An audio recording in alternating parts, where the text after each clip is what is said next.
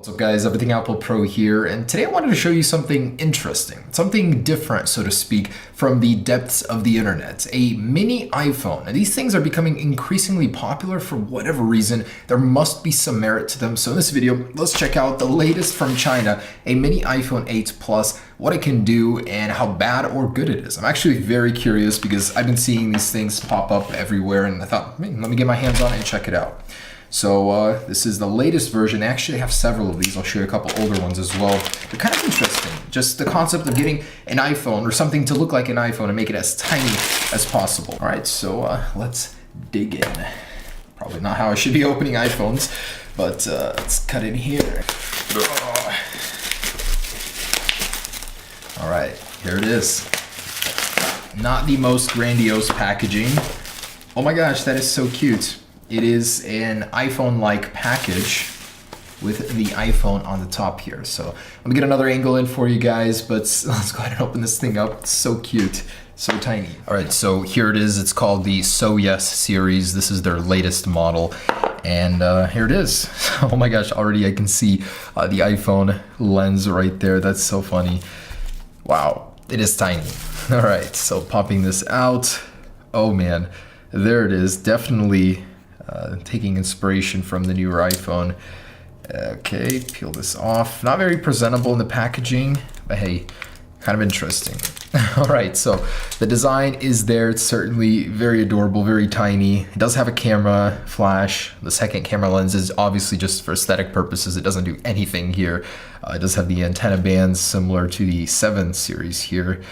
And I thought this was supposed to be an 8 Plus version, but all right. Okay, so on the front here, oh my gosh, that's adorable. So give you a little reference. I'm gonna get my iPhone 8 Plus over here, and look at that. So tiny, tiny display. You can fit in the corner of this thing. You can literally fit 4 of these comfortably onto the actual surface area of an iPhone 8 Plus. All right, so I'm gonna go ahead and power it on. That's so funny, the power button is on the side, not on the top like the smaller iPhones. The SE is currently the smallest one Apple sells, and that one still has it on the top. So try and boot this thing on, welcome.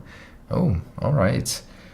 The power button is so funny. Oh, it actually works, there's a click to it. Wow, this thing literally just fits in the palm of my hand perfectly. It does take a while to boot.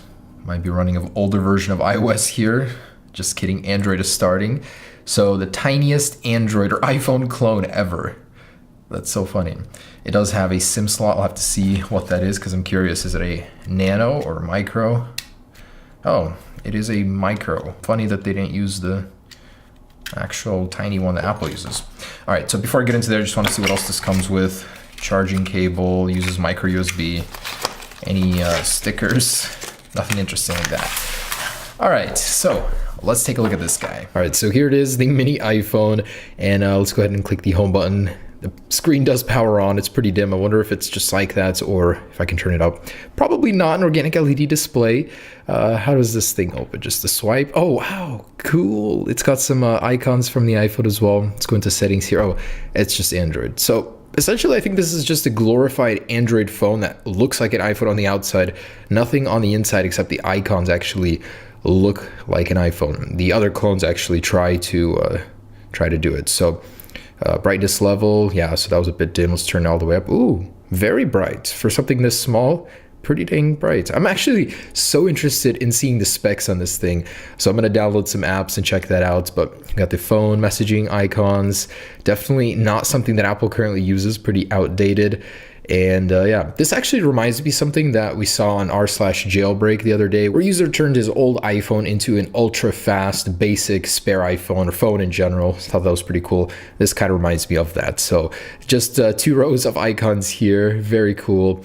Let's go ahead and connect to Wi-Fi, get some apps downloaded. I seriously can't even right now. This thing is so tiny. It's so funny using this. Wow. But the keyboard, how am I gonna do this? Let's see how accurate this is. So oh man, I can't. On second thought, it's actually not that bad. It's just hard to be accurate on such a tiny display when typing. So let's see if that connects. I'm pretty amazed how responsive this thing is. A little bit even more than other clones I've used.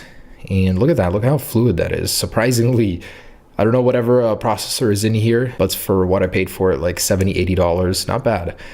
and pretty responsive. All right, so I'm gonna try and change the wallpaper here first off. All right, so I managed to connect to Wi-Fi, set a wallpaper. This thing is working flawlessly. I'm very surprised at how well it works. So next up, I wanna see what actual version of Android this is running and if there are any software updates here available. So let's check that out.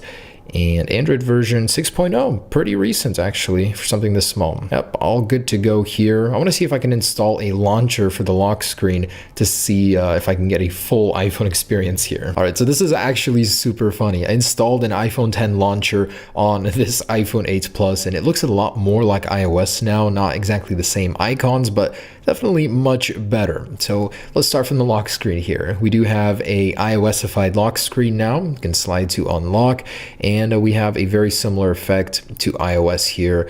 And over here is the spotlight search. So cool. If you drag down, spotlight search. The home button does work, by the way. A double tap won't do anything. You have to hold to go into the application switcher here. And with this launcher, let me show you the control center. So it does have an iOS 11 version, which does work actually, which is pretty cool. It doesn't have 3D touch or anything like that, but you are able to go in here and, do the flashlight, open up camera shortcuts and the such. Man, using this thing is surprisingly easy. I mean, it works very well. If you wanted to use it as a mini phone, you could definitely do that. It is usable. I mean, I was able to install all of this without a problem. So actually, another funny thing is in here, you can actually enable the iPhone 10 status bar. So if you really want the iPhone 10 look, you can get it up there. Definitely not what I expected. I like this thing a lot more than I thought I would. I mean, it's very responsive. So let me go ahead and download Geekbench, maybe Antutu, see what kind of numbers we can get out of this thing. I'd be honestly pretty surprised if this thing was as fast or even faster than the clones I've tested. Oh, and did I mention this thing gets quite hot? It has a tiny little battery, so I'm guessing it charges super fast, and because of that, it really does heat up. All right, so getting into Geekbench here, let's accept that. That was lying in the settings. It's Android 5.1, not 6.0. It's a 7S, so apparently this is supposed to be an 8, but they got that wrong. It's a 7S here. And all right, let's go ahead and test that out. So this might take a while, depending on how slow the processor is, so I'll be back. It has completed 427 and 1194 multi-core score. For some comparison here, that is the official iPhone 8 Plus, and a little bit different there, but still, for a tiny little device like this, I'm very surprised.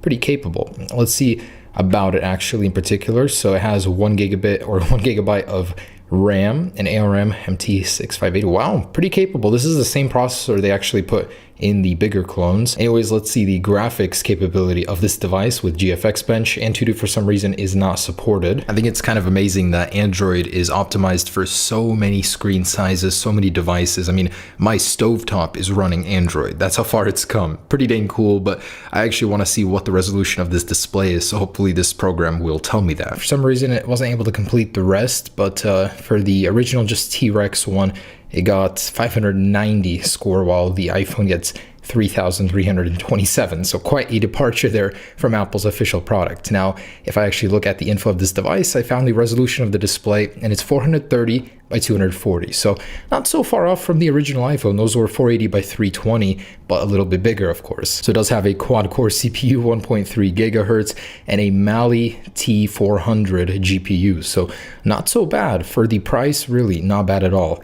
And 1 gigabyte of RAM, of course. For a device this small, I think that's enough processing power that it needs. So next up, let's go ahead and test out that camera quality. It does have a front-facing selfie shooter as well as a rear one. Officially, I don't even know what the megapixels are, but let's go shooting and see the results. All right, so with the flash on to provide a lot of light, living room here, so pretty bad in terms of responsiveness. Let's see low light, see if we can catch the sunset outside. Oh hey, not so bad. So pretty grainy, pretty blurry, but it is able to make out some of this.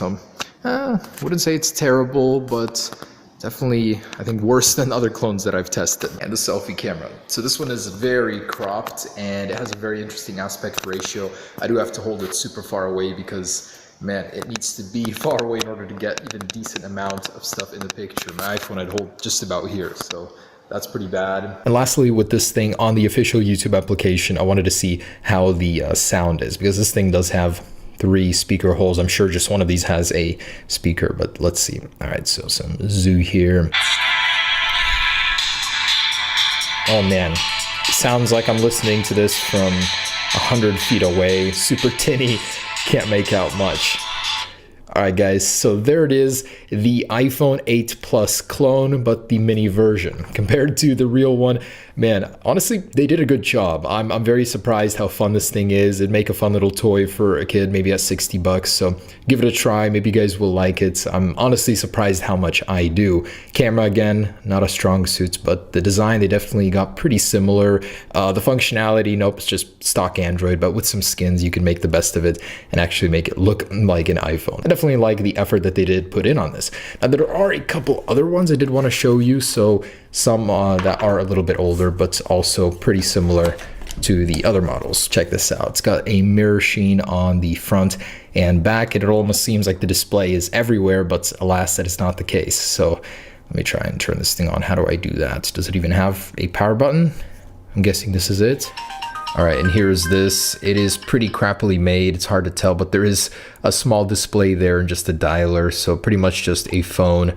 It is a touch screen, I believe. So you do have some applications here, but pretty low tech, nothing interesting going on here. So it does look like an iPhone 10 somewhat if you want to fool nobody with this, basically. And here it is. So definitely a more dated design, but more of an Apple-like box here. So yes, and 8 gigabytes.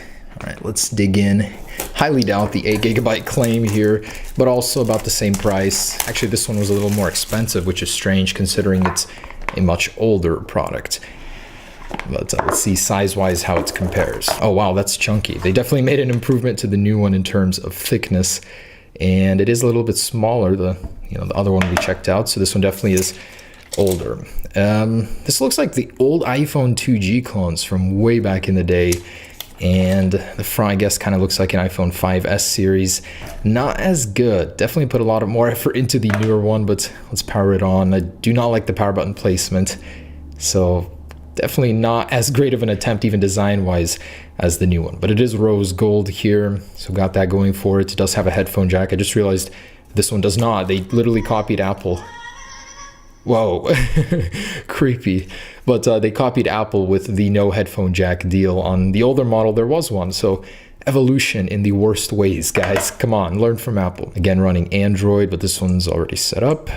All right, let me turn the brightness up. The actual keyboard on this guy is a lot easier to use, but it's running a really old version of Android. This has to be like 4.0 or something. So let me see what that is. Android 5.1, somewhat doubt that. That one is running it, and it's definitely a lot fresher looking. This is like gingerbread looking. Pretty bouncy, the animations. They tried to copy the icons. A lot of the older ones, of course, but I'm sure I can run the same skin on it as this guy. So, yeah, I mean, not much to say. It does have a selfie camera as well. Just one camera back here. Pretty sure they're both terrible. So those are the generations of the iPhone clones. They did get better, which is kind of funny to see. So this one I would kind of recommend if you guys want as a little toy. I don't know about this one, man. It's chunky. Doesn't really have that iPhone feeling like this one does. So if you want a miniature bite-sized iPhone in your life, you guys certainly can buy one. And I had a lot of fun making this video, guys. Hope you enjoyed it. So stay tuned for more. Got some more exciting videos coming. Peace.